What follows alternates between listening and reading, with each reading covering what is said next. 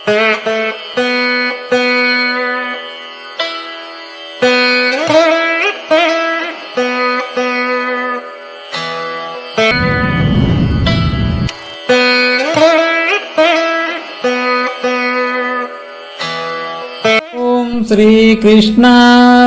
నమః. చైతన్య మహాభారతము మొదటి పర్వము, ఆది పర్వము. గాంధారి, కుంతి. ధృతరాష్ట్ర, పాండు, విదురులు జన్మించిన తర్వాత హస్తినాపురము శోభ ఇనుమడించింది. కురువంశోద్ధారకులైన ముగ్గురు దినదిన ప్రవర్ధమానమగుచున్నారు. సకాలానికి వర్షాలు పడుతున్నాయి. పశుపక్షి మృగాదులు ఉల్లాసంగా జీవిస్తున్నాయి. పండితులు సన్మానాలు పొందుతున్నారు. ప్రజలు పాపకృత్యాలకు దూరంగా ఉన్నారు. పరస్పరానురాగాలతో ఆనందంగా జీవిస్తున్నారు. భూమి తృణపూర్ణంగా ఉంది. గోవులు పుష్కలంగా క్షీరాన్ని ఇస్తున్నాయి. కళాకారులు వినూత్న ప్రయోగాలు చేస్తూ సుఖ జీవనం గడుపుతున్నారు. యజ్ఞదాన తపస్సులతో సమాజం అభ్యుదం వైపు వేగంగా సాగిపోతుంది.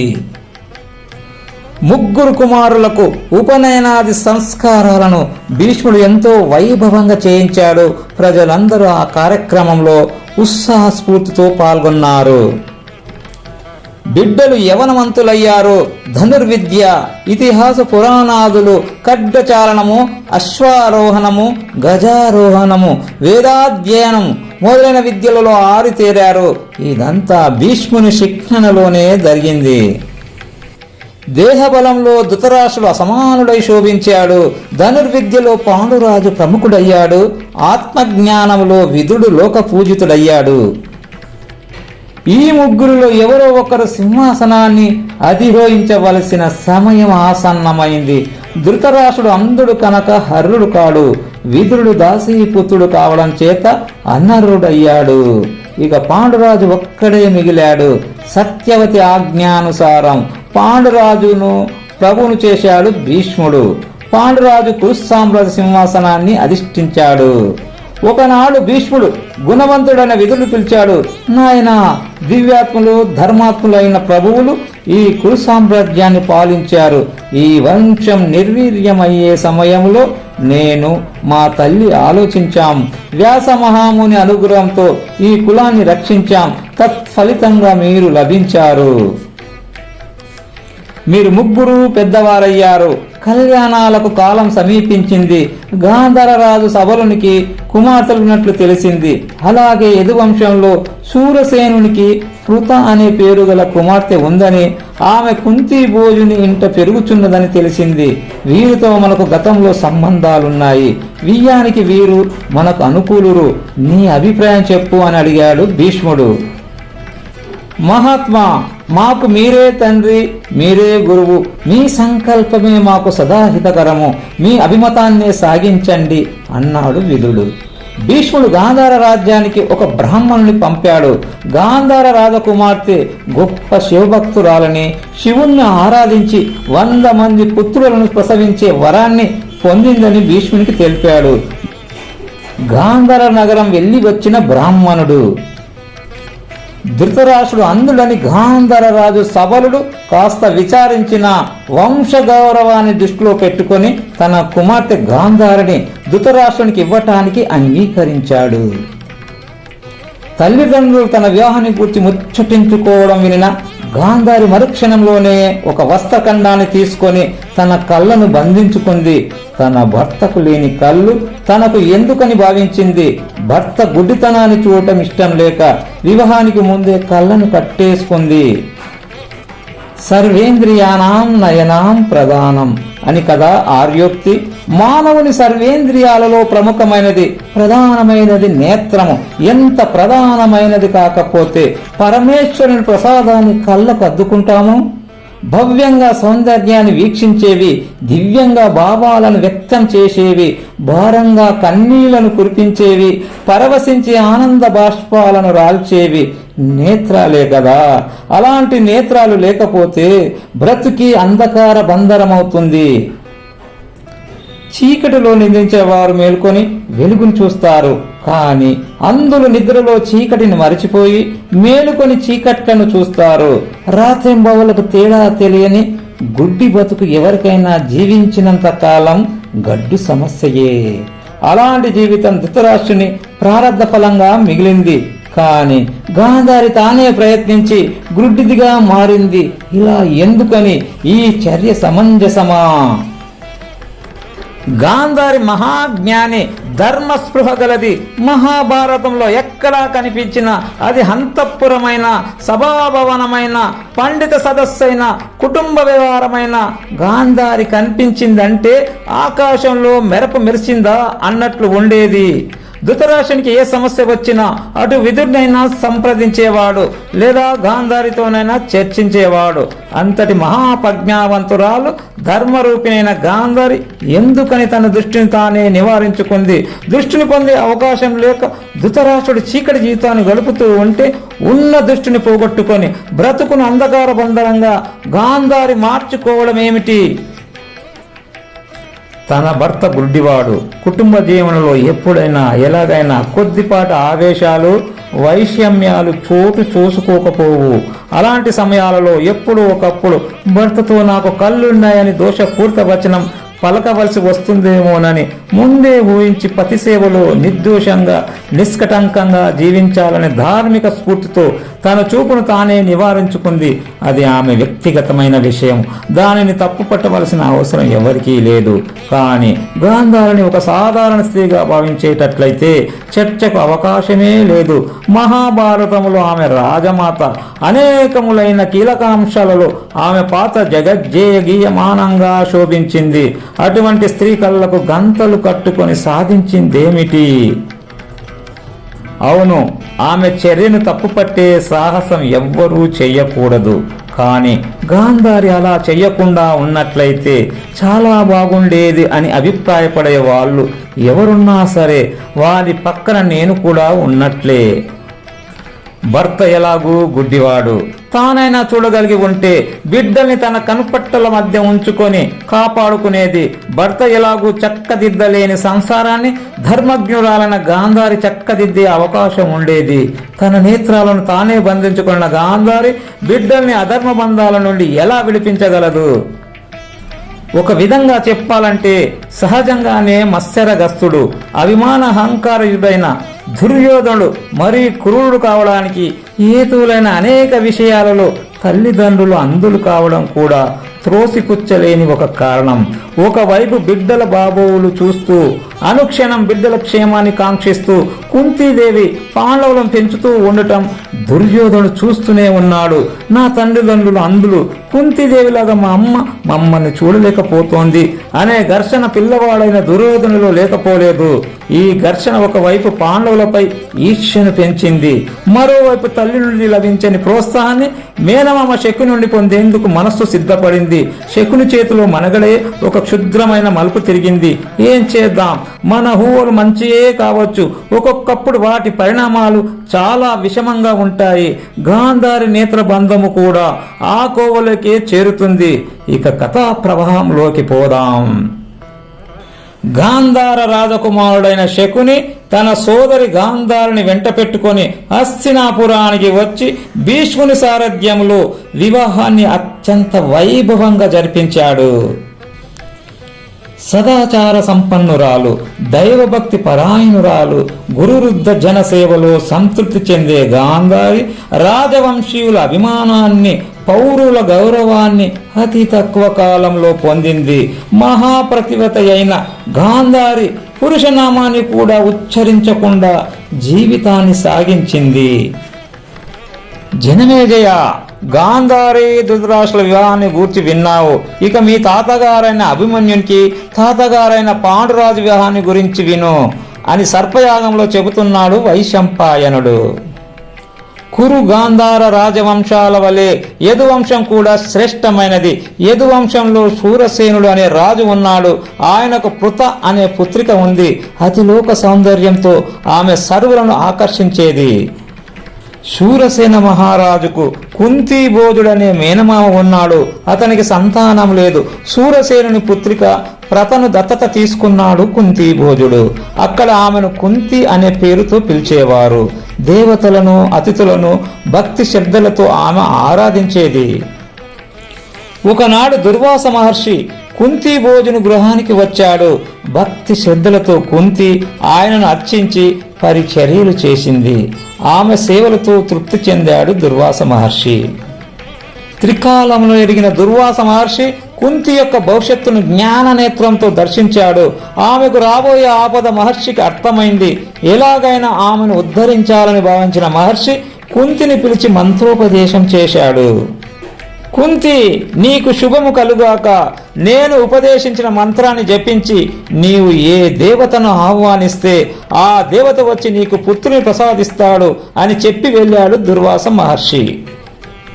మహర్షి ఇచ్చిన మంత్ర ప్రభావం ఎలాంటిదో చూద్దామని ఉత్సాహపడిన కుంతి మంత్రాన్ని ఉచ్చరించి సూర్యనారాయణను ఆహ్వానించింది. సూర్యుడు ప్రత్యక్షమయ్యాడు. శుభానన, మహర్షి మంత్రశక్తి అమోఘమైనది. నన్ను ఆహ్వానించావు. నీ అభిష్టాన్ని తీర్చుతాను. నీకు కుమారుణ్ణి ప్రసాదిస్తాను అన్నాడు సూర్యుడు. కుంతి నిర్ఘాంతపోయింది. హే పూష, ప్రత్యక్ష దేవా, నన్ను క్షమించండి. మంత్ర ప్రభావాన్ని పరీక్షించాలని మిమ్మల్ని పిలిచానే గాని పుత్రుడు అవసరమై కాదు. నే చేసిన అపరాధాన్ని మన్నించండి అని సూర్యదేవుని పాదాలపై పడింది కుంతి. కుంతి, నా రాక వ్యక్తం కాబోదు. మహర్షి మంత్ర ప్రభావం వ్యక్తం కాదు. నీవు వెదచెందకు అన్నాడు సూర్యుడు. దేవా, నేను కన్యను, సంతానానికి హరురాలను కాను. బంధుజనులలో ఏ ముఖం పెట్టుకొని చరించను అని దుఃఖించింది కుంతి. శుభాంగి, నీకు పుట్టబోయే బిడ్డడు సామాన్యుడు కాడు. దేవమాత అదితి అనుగ్రహించిన కవచ కుండలాలతో ఆవిర్భవిస్తాడు. గొప్ప దాతగా కీర్తిని గడిస్తాడు. అయోగ్యమైన పనులు చేయడు. అనుచితమైన ఆలోచనలు సాగించడు. అభిమానధనుడు. కుంతి, నేను చెబుతున్నాను విను. ఈ కార్యం వలన నీ కన్యాత్వము మలినము కాదు అని కుంతిని అనుగ్రహించాడు సూర్యుడు. మరుక్షణంలోనే ఉజ్వలమైన కవచ కుండలాలను ధరించి గొప్ప తేజోమయుడైన బాలుడు పుట్టాడు. ఆ బాలుడే దాన వీరుడుగా, వీరశూరుడుగా ఖ్యాతి గడించిన కర్ణుడు. బాలును అనుగ్రహించి హంతరితుడయ్యాడు బాణుడు. సలలితమైన పుట్టు కవచంబు నిసర్గజమైన కుండలంబుల యుగలంబు నొప్పగా సుపుత్రుడు కర్ణుడు పుట్టి సూర్యమండలం ఒక భూతలంబున బెడంగై దీప్తి సహస్రకంబుతో వెలిగెడు నా నిజద్యుతి సవిస్తరలీల వెలంగుచుండగన్. కుంతీదేవి ఉద్విగ్న హృదయంతో దీనవదనయై దుఃఖించసాగింది. తనలో తాను ఏవేవో ఊహించుకుంటోంది. ఇదంతా ఎందుకు జరిగింది? ఉగ్గట్టోదు రూపుడైన మధువాష మహర్షి మా ఇంటికే ఎందుకు రావాలి? వస్తే వచ్చాడు. ఆయన సేవలకు మా పెద్దలు నన్నే ఎందుకు నియమించాలి? సరే, నియమించాలనే అనుకుందాం. నేను చెప్పింది చేసేసి ఊరుకోకుండా ఆయన మనసు ద్రవించేలాగా సేవలు ఎందుకు చెయ్యాలి? చేస్తే మాత్రం పిలువని పేరంటంలాగా ఆ మహర్షి నాకు మంత్రోపదేశం చేస్తానని ఎందుకు చెప్పాలి? మంత్రం ఎందుకు ఇవ్వాలి? ఆయన ఏదో తృప్తి చెంది ఇచ్చాడని అనుకుందాం. నేను పుచ్చుకొని ఊరుకోకుండా మంత్రాన్ని పరీక్షించాలని ఎందుకు భావించాలి? సూర్యుని ఎందుకు ఆహ్వానించాలి? ఏదో చిన్నదాన్ని తెలియక ఆహ్వానించాను. వెంటనే తగదనమ్మా అని కిరణాలు పట్టుకొని సూర్యుడు పరుగులెత్తి ఎందుకు రావాలి? వస్తే వచ్చాడు. నేను కన్యను మొర్రో అంటున్నా వినకుండా నన్ను ఎందుకు కనికరించాలి? కనికరిస్తే కనికరించాడు. బిడ్డనెందుకు అనుగ్రహించాలి? నా భాగ్యం అంతరించడానికి ఇన్ని జరగాల అని తనలో తాను కుమిలిపోయింది. ఏం చేయాలో ఎంత ఆలోచించినా కుందికి బోధపడడం లేదు. ఈ పసుకందులు ఏం చేసేది? ఎక్కడ దాచేది? దాచేందుకు బిడ్డడు ఆట బొమ్మ కాదు కదా. దాచకుండా చేత పట్టుకొని పోవడానికి పూల చెండు కాదు కదా. తండ్రి చీకొట్టడా? బంధువులు పరిహసించరా? మర్యాదలను ఈ క్షణంతో మంట కలిసినట్టే కదా. ఇలా ఆలోచించిన కుంతీదేవి ఈ సమస్యకు పరిష్కారం ఏమిటో ఎలాగో అర్థం కాక ఆకాశం వైపు చూచింది. బిడ్డనైతే ఇచ్చావు, వెళ్ళావు. ఈ బిడ్డను ఎక్కడ ఉంచాలి అని ప్రశ్నార్థంగా సూర్యుని చూచింది. ఏట్లో వేసేయని మాట లేకుండా పలికాడు మార్తాండు. అమ్మా గంగా భవాని కుంతీ భోజని గారాల పుత్రుని కన్న బిడ్డను కళ్ళ ముందు కంటూ జీవించేందుకు నోచుకోని అభాగ్యురాలను ఉన్నత వంశంలో జీవించిన సిరి సంపదలతో తులతూగుతున్న కన్న బిడ్డకు ఉగ్గు పట్టలేని సిగ్గు బ్రతుకైంది నాది. అమ్మా చల్లని తల్లివి, నేను కన్నబిడ్డను నువ్వే చల్లగా పెంచాలి. కనిన నన్ను కనకరించి పెంచేవారిని నీవేగాంచి సరువులకు తల్లివేనా నదీమ తల్లి, నీ పేరు సార్థకం చేసుకో అని గంగను ప్రార్థించింది. బిడ్డను చేతికి తీసుకొని నదిని సమీపించింది. చంద్రుని మోముతో అందాలను ఒలకబోస్తున్న బిడ్డను కల్లారా చూచి, తండ్రి రంగరంగ వైభవంగా పెంచవలసిన నిన్ను గంగపాలు చేస్తున్నాను, ఊయలలో పెట్టి ఊపవలసిన నిన్ను నదిలో పడేసిపోతున్నాను. మెత్తని మనసు గల చల్లని గంగమ్మ తల్లి నిన్ను తన కిరటాలతో ఊపుతుంది. నాన్న మళ్ళీ నిన్ను నేను చూడగలనా? ఆశతోనే బ్రతికి ఉంటాను. నిన్ను కన్న తల్లి అభాగ్యురాలని సరిపెట్టుకో.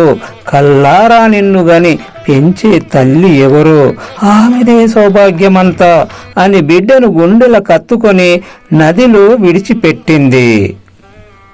ఇంటికి తిరిగి వస్తూ ఉంది. నేను నా బిడ్డను గాంచగలనా?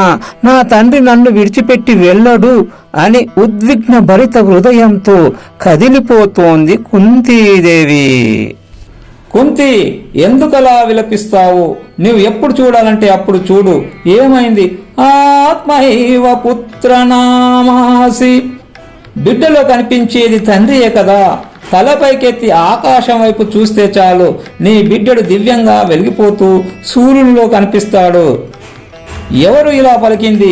నాకైతే వినిపించింది.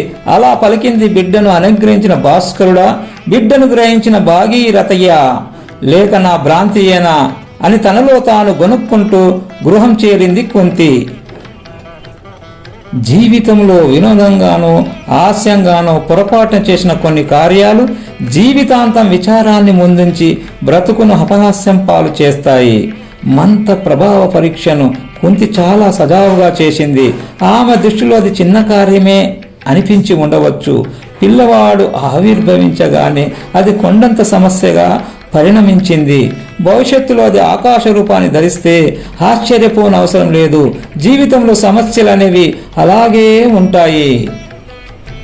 దుర్వాస మహర్షి ఈ విధంగా ఎవరికి దీక్షనిచ్చి అనుగ్రహించినట్లు కనిపించదు. వాస్తవం చెప్పాలంటే అది కుంతీదేవి భాగ్యమని చెప్పుకోవాలి. ఈ మంత్రమే లేకుంటే కర్ణుడే లేడు, పాండవులే లేరు, ఇంకెక్కడి భారతం? ఒక్క మాటలో చెప్పాలంటే భారత తంత్రమంతా ఈ మంత్రం మీదే ఆధారపడి ఉంది.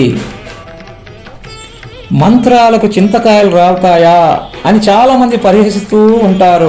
చింతకాయలు రాలడానికి మంత్రాలు ఎందుకు? చేతులు ఏమన్నా విరిగిపోయాయా? రాళ్ళేమన్నా కరిగిపోయాయా? మంత్రాలకు చింతకాయలు రాలుతాయా అని ప్రశ్నించే వారికి అర్థం కావాల్సింది ఒక్కటే, అవసరమైతే మంత్రాలకు చింతకాయలు రాలుతాయి గాని నిజానికి మంత్రాలకు చింతకాయలే కాదు, పిల్లకాయలు కూడా రాలుతారు. అలా రాలినవరే కర్ణ పాండవులు. యంత్రాలు చేయలేని పనులు మంత్రాలు చెయ్యగలవు. ఆ తంత్రం అర్థం కావాలంటే కుతంత్రాలు కుతర్కాలు మానేసి శ్రద్ధను పెంచుకోవాలి. మననాత్రాయతే ఇతి మంత్ర. మననం చేసే వారిని రక్షించేది మంత్రము. ఎందుకో తెలుసా? మంత్రం యొక్క ఆధీనంలోనే ఆ మంత్రాధిష్టాన దేవతలు ఉంటారు కనుక. మంత్రాధీనంతు దైవతం. సూర్యానుగ్రహంతో ఉత్తర దక్షిణంలోనే బాలుడు ఉదయిస్తే అతడిని నదిలో విడిచిపెట్టినట్లు ఆది పర్వంలో ఉంది. ఆప్తురాలైన పరిచారిక సహాయంతో రహస్యంగా గర్భాన్ని రక్షించుకొని 9 మాసాలు మోసి ప్రసవించినట్లు, జన్మించిన బాలుని తానే అందమైన పెట్టెలో పెట్టి అశ్వనదిలో విడిచినట్లు, ఆ పెట్టె అశ్వనది నుండి చర్మన్వతి నదిలోకి, దాని నుండి యమునలోకి పొరలి చివరగా యమున నుండి గంగా నదిలో పడి అతిరథుడనే సూతునికి చిక్కినట్లు అరణ్య పర్వంలో విశదీకరించబడింది. సూర్యుని ప్రసాదంగా కుంతీదేవికి జన్మించిన బాలుని నదిలో విడిచిపెట్టిన కుంతీదేవి ఆప్తులైన సేవకుల ద్వారా వెతికించి సహజ కవచ కుండలధారి అయిన బాలుడు సూతుని ఇంటిలో సుఖంగా పెరుగుచున్నాడని గ్రహించినట్లు కూడా అరణ్య పర్వంలో ఉంది. అయితే ఇక్కడ ఒక విషయాన్ని సద్విమర్శతో విశ్లేషించి అర్థం చేసుకోవాలి. కుంతీదేవి మంత్రోపాసనతో బిడ్డను కనడం దోషమా? పసితనం కనుక మాయా మర్మాలు ఎరగని యువతి కుంతి మంత్ర పరీక్ష చేసింది. సూర్యుడు బిడ్డను అనుగ్రహించాడు. ఆ బిడ్డను తల్లిదండ్రులకు చూపించి ఇలా జరిగిందని చెప్పి ఉంటే ఏమయ్యేది? ఏమీ కాదు. కాకపోతే భారతం వచ్చి ఉండేది కాదు, అంతే. సుఖ సంతోషాలతో విద్యా వినోదాలతో పరవశించవలసిన కుంతీదేవి బాల్య యవ్వనాలు యాతనలో చిక్కుకొనిపోయాయి. గుండెలో కుంపటిని ఉంచుకొని బిక్కుబిక్కుమంటూ బ్రతుకును సాగించవలసిన దారుణ పరిస్థితి దాపురించింది. పసితనంలో తొందరపాటు లేనిదెవరికి, అజ్ఞానం ఉండనిదెవరికి? కుంతీదేవి సూర్యుని ఆహ్వానించడానికి ఈ రెండే ప్రబల కారణాలు. దుర్వాసునిపై భక్తి లేక కాదు, సూర్యునిపై ఆసక్తి ఉండి కాదు. మహామేధావులు విజ్ఞానవంతులు కూడా పెద్దవారై పేరు ప్రతిష్టలు గడించిన తర్వాత చిన్ననాటి కొన్ని సంఘటనలు స్మృతికి వచ్చినప్పుడు తమ బాల్యంలో అవి జరగకుండా ఉంటే బాగుండేది అని తమలో తాము ఆలోచించుకుంటారు. ఈ దృక్కోణంలో చూచినప్పుడు కుంతీదేవిలో ప్రత్యేకత ఎందుకుంటుంది? ఆమె పసిది. ఊహించని పరిణామం జీవితంలో ఎదురయ్యేసరికి జీర్ణించుకోలేకపోయింది. చేసిన తప్పిదానికి భయపడింది. సిగ్గుతో కుంచుకుపోయింది. అన్నీ అనుమానాలే. బయటకి పొక్కితే ఎదురయ్యే అన్నీ అవమానాలే. బిడ్డనైతే పొందింది గాని సూర్యునితో సంసారం చేయగలదా? మరి చెప్పి ఏం సాధించాలి? కీర్తి ప్రతిష్టలతో అలరారే వంశ గౌరవము తన మూలంగా నశిస్తుందా? పెద్దల ప్రతిచర్యలు ఎలాగుంటాయో సమాజాన్ని తట్టుకొని ఎదిరిదే శక్తి ఆనాటి అబల కుంతీదేవికి ఉంటుందా? ఇక్కడ మరొక్క విషయాన్ని కూడా మనం మర్చిపోకూడదు. ప్రస్తుతం కుంతి పెరుగుతున్నది తల్లిదండ్రుల వద్ద కాదు. తల్లిదండ్రులే అయితే చేసిన తప్పిదాన్ని దాచుకోకుండా చెప్పేసి ఉండేదేమో. పెంచుకుంటున్న కుంతి భోజనతో ఏమని చెబుతోంది? బాల్య చాపల్యము బ్రతుకుని ఇంతగా కుదిపేస్తుందని కుంతి ఊహించి ఉండదు. బిడ్డలు లేరని తెచ్చి పెంచుకున్నాను. ఈ పెంపుడు కూతురికి తండ్రిగా జీవించడం కన్నా పుత్రహీనుడుగా కాలాన్ని వెలిబుచ్చి ఉంటే బాగుండేది అని కుంతి భోజుడు తలపోసుకుంటాడేమో. తొందరపాటులో కుంతి ఏది ఆలోచించలేక సూర్యుని ఆహ్వానించి ఉండవచ్చు.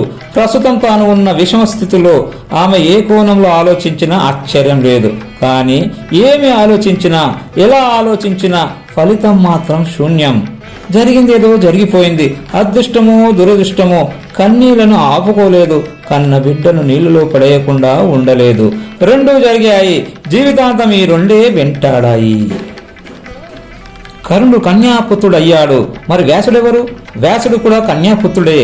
కుంతి కన్యగా బిడ్డకు జన్మనిచ్చింది అంటే సత్యవతి కూడా కన్యగానే వ్యాసుడికి జన్మనిచ్చింది. సత్యవతిలో ఎవరైనా దోషాన్ని చూచారా? కుంతి విషయం కూడా అదే కదా. సత్యవతిని మహాత్ముడైన పరాశర మహర్షి అనుగ్రహిస్తే కుంతిని ప్రత్యక్ష దైవమైన సూర్యదేవుడు ఆశీర్వదించాడు. మంత్ర పరీక్ష చేసి సూర్యుని వల్ల కర్ణుని పొందడం దోషమైతే ఆ కుంతియే కదా అదే మంత్రం ప్రభావంతో పాండవుని కూడా కన్నది. పాండవులు కనడానికి భర్త పాండురాజు ధర్మబద్ధంగా అనుమతించాడు. భర్త ఆజ్ఞతోనే పాండవులను కన్నది కనుక దోషం లేదు. పెద్దల అనుమతి లేకుండా స్వేచ్ఛగా బిడ్డకు జన్మనిచ్చి కుంతి దోషం చేసింది అంటారా? అలాంటప్పుడు సత్యవతి ఎవరి అనుమతి తీసుకుని వ్యాసుని ప్రసాదించింది? సత్యవతి విషయంలో దోషం కానప్పుడు కుంతి విషయంలో మాత్రం దోషం ఎలా తలెత్తుతుంది? సత్యవతి కన్యగా వ్యాసునికి జన్మనిచ్చి లోక పూజితురాలైంది. ఆర్షధర్మ విజ్ఞాన భాండాగారనే ప్రసవించిన పవిత్రమూర్తిగా సర్వ సంపూజ్యురాలై శోభించింది. ఇక్కడ ప్రధానంగా మనం అర్థం చేసుకోవాల్సింది ఏమిటంటే సత్యవతికి ఏ కోరిక కూడా లేదు. మహర్షి మాటకు తలవంచడమే ఆ తల్లి చేసిన కార్యము. పరాశరుడు లోక కళ్యాణార్థం సత్యవతిని కనకరించి వ్యాసుని ప్రసాదించాడు కనుక ఆమె కన్యత్వానికి హాని లేదు. దానిపై విమర్శలు లేవు, రావు కూడా. కుంతి విషయానికి వస్తే కుంతి చేసిన తప్పు ఏమీ లేకపోయినా సత్యవతి వలె కుంతి కూడా పవిత్రురాలే అయినా సూర్యుని తానే ప్రయత్నించి పిలిచింది. సత్యవతికి కర్తృత్వం లేదు, భోక్తృత్వం ఉంటే అది ప్రసాదమైంది. కుంతికి కర్తృత్వం ఉంది కానీ భోక్తృత్వం ప్రసాదం కాలేదు, ప్రమాదమై కూర్చుంది. నిర్భయంగా సత్యవతి శోభిస్తుంటే భయాందోళనల మధ్య కుంతి కొట్టుమిట్టాడింది. మహర్షిని పూజించి సత్యవతి శుభావతి అయ్యింది. మహర్షిని పరీక్షించి కుంతి ఉన్నమతిని పోగొట్టుకుంది. అన్నిటికన్నా ముఖ్యమైన విషయం ఏమిటంటే సత్యవతి నందనుడుగా వ్యాసుడు కీర్తిమంతుడుగా జీవించాడు. కుంతి పుత్రుడుగా కర్ణుడు జీవించలేకపోవడమే గాక అనుక్షణం ఆంతర్యంలో ఘర్షణ అనుభవించాడు. మరో విధంగా చెప్పాలంటే కర్ణుడిలో అనర్థావేశాలు అసందర్భంగా పొరులు రావడానికి కూడా ఈ ఘర్షణే కారణము. వ్యాసుడు నా బిడ్డ అని సత్యవతి గర్వంగా చెప్పుకుంది. కర్ణుడు నా కుమారుడని కుంతి చెప్పుకోలేకపోయింది. ఈ విషయంలో కర్ణుడు ఎంతగా కుంగిపోయాడు, కుంతి కూడా అంతకన్నా ఎక్కువగానే నలిగిపోయింది. యుద్ధానంతరం కర్ణుని మరణాన్ని తలుచుకొని యుధిష్ఠుడు విలిపించడం వీరిద్దరి బాధ కన్నా హృదయ విదారకంగా ఉంటుంది.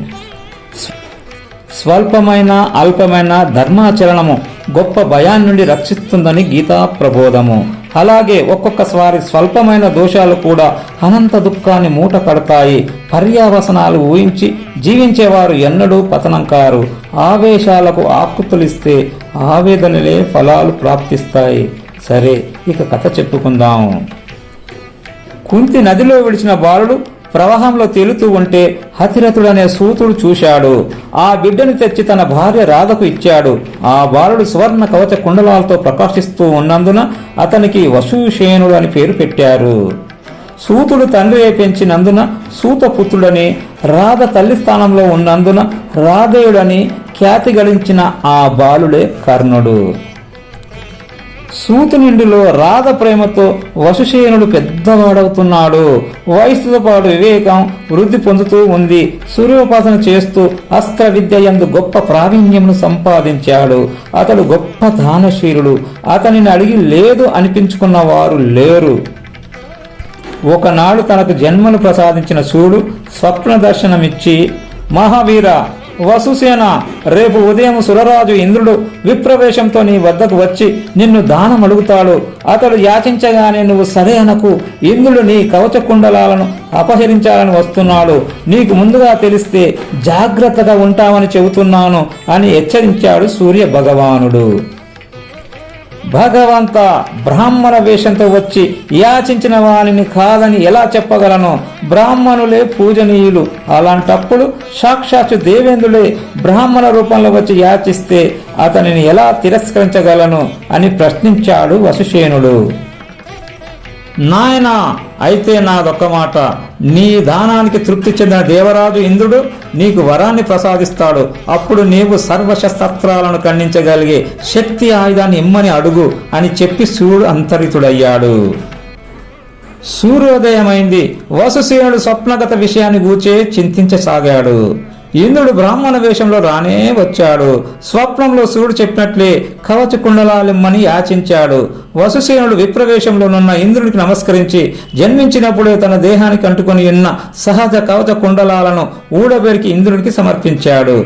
వసుసేనుడి సాహసానికి సంతసించిన ఇంద్రుడు ఏదైనా వరం కోరుకోమని చెప్పాడు. అమోఘమైన శక్తి ఆయుధమును అనుగ్రహించమని వసుసేనుడు ప్రార్థించాడు.